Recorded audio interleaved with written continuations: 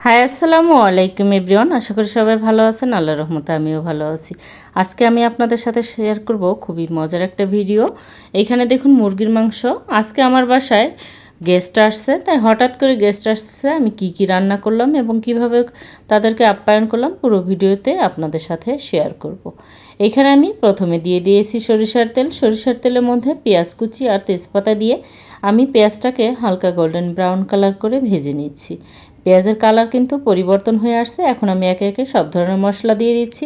দিয়ে দিলাম জিরা বাটা, রসুন বাটা আর আদা বাটা, লবণ। এবার দিয়ে দিচ্ছি হলুদের গুঁড়ো আর দিয়ে দিচ্ছি পরিমাণ মতো মরিচের গুঁড়ো। এখন দিয়ে দিচ্ছি রাঁধুনি আর ধনিয়ার গুঁড়ো। এ দিয়ে এবার ভালোভাবে কষিয়ে নেব যেন মশলাটা পুড়ে না যায়। এই জন্য আমি ভালো চুলার আঁচটা কিন্তু মিডিয়াম টু লো হিটেই আমি মশলাটা ভালোভাবে কষিয়ে নেব। এখন আমি এতে যোগ করব গরম মশলা। দিয়ে দিলাম লবঙ্গ, গোলমরিচ, দারুচিনি, 4-5টা এলাচ থেতো করে দিয়েছি বিচি ভেঙে, যাতে ফ্লেভার ভালো আসে। কারণ আমি সবসময় এই এলাচগুলো একটু থেতো করেই দেই, কারণ দিলে এর টেস্টটা ভালো আসে। মশলাটা ভালোভাবে কষানো হয়ে গিয়েছে। এখন আমি আগে থেকে ধুয়ে পরিষ্কার করে রাখা মুরগির মাংসগুলো দিয়ে দিলাম।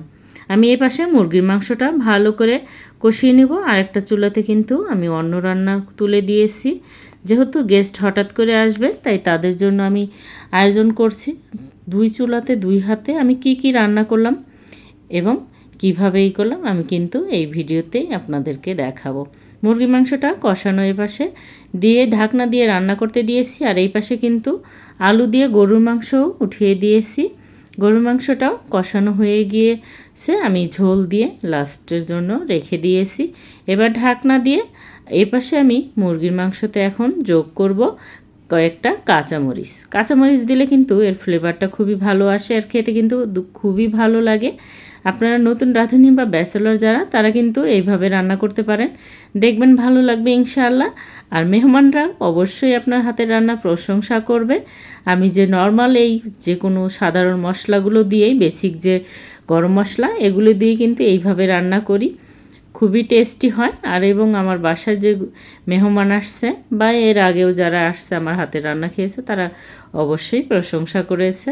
আপনাদের কেমন লাগলো অবশ্যই কমেন্টে জানাবেন। আর ভিডিওটি ভালো লাগলে লাইক শেয়ার দিয়ে আমার পাশে থাকবেন। ইউটিউব থেকে দেখলে সাবস্ক্রাইব করবেন এবং পেজ থেকে দেখলে ফলো দিয়ে আমার সাথে থাকবেন, যাতে পরবর্তীতে এমন মজার মজার খাবারের নোটিফিকেশন প্রথমে আপনাদের মোবাইলে আসে। আর ভিডিওটি ভালো লাগলে শেয়ার দিয়ে অন্যকে দেখার সুযোগ করে দিবেন। এই পাশে আমার গরু মাংসটাও কিন্তু হয়ে গিয়েছে। আমি হালকা ঝোল রাখবো, যেহেতু পোলাও দিয়ে খাবো তাই একটু ঝোলঝোলই রাখবো।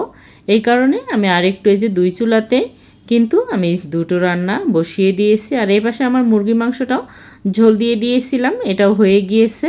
আমি এবার ঝোলটা হালকা ঝোলঝোলই রাখবো, কারণ পোলাওয়ের সাথে একটু ঝোলঝোল খাবারটা সবাই পছন্দ করে। আমিও করি, যারা পছন্দ করে না তারা এমনিতে ভুনা ভুনা একদম ঝোল ছাড়াও করতে পারেন, তবে আমি হালকা ঝোলঝোলই রাখি। মুরগির মাংসটা হয়ে গিয়েছে, আমি চুলা অফ করে দিয়ে এবার গরুর মাংসটাও হয়ে গিয়েছে কিন্তু। এবার গরু মাংসটার চুলা আমি অফ করে দিয়েছি। আমার মাংস আর 2টো রান্নার ডান। আর এই পাশে আমি দিয়েছি পটল ভাজি। পটলটাও আমি হালকা একটু করে উপরে কেটে কেটে দিয়েছি, যাতে এর মশলা এবং তেল ভালোভাবে প্রবেশ করে এবং খেতেও কিন্তু খুবই ভালো হয়, মচমচা হয়। এটা আমাদের মেয়েদের পছন্দ, আমার মেয়েরা খুবই পছন্দ করে।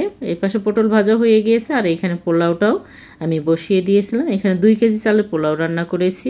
এবার উপর পেঁয়াজের বেরেস্তাটা দিয়ে আমি হালকা ঢেকে রাখবো, যেহেতু এটা আগেই আমি ঘি দিয়েই রান্না করেছি পুরোপুরি, অন্য কোনো তেল ব্যবহার করিনি। ঘিতে পুরো এই পোলাওটা হয়ে গিয়েছে। আমি ঢাকনা দিয়ে রেখে পটল ভাজাটাও শেষ।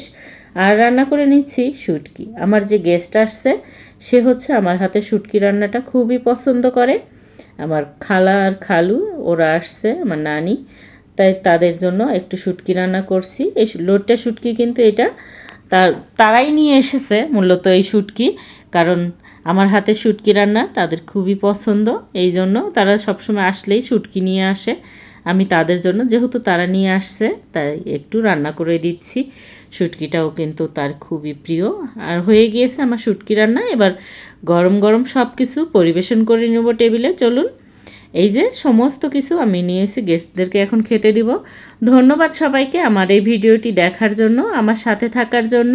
Thanks for watching. আল্লাহ হাফেজ।